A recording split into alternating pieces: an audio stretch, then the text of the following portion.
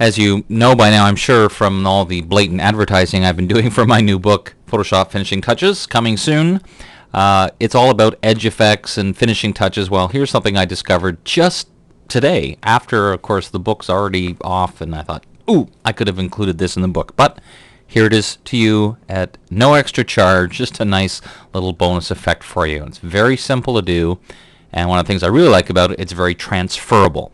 And the first thing to do is just start off with any old selections. You'll see in a moment, it doesn't really matter, but for whatever reason, it seems like you have to do it this way.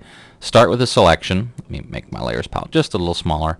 And we're going to add a hue saturation adjustment layer. We're going to click the colorize button and then play around with the hue and the saturation. So we just get a nice kind of a warm tone like this. This is where, of course, you could play around with all different types of settings. And then I click OK.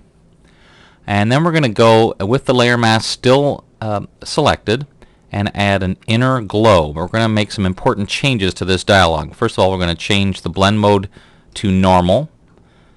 We're not going to use a glowy color like they normally have. We're going to use a much darker, close to black color. And the keys to make this work is to make the size bigger. And then if you wish to, I found just by playing around that I like the look of this contour.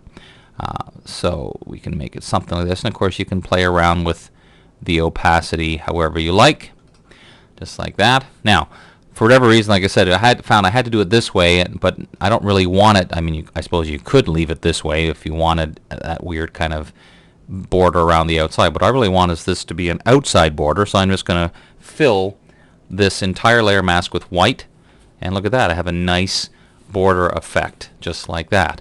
And like I said, the very cool part about this is if you wish to, just click and drag onto another photo. It won't match up at first, of course, because the way the layer mask works. But again, all I have to do is take that layer mask, fill it with white, and then you're done.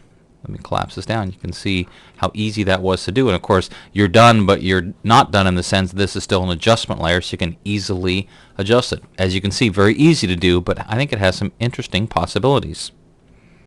Here's another interesting possibility. I think of this, I've taken the same effect onto this photo. I've made a selection, and on my layer mask, if I fill that with black to take away the effects of the adjustment layer, not only do I get one area in color, whoops, can't save it yet, but I also get this really interesting double-edged black edge thing.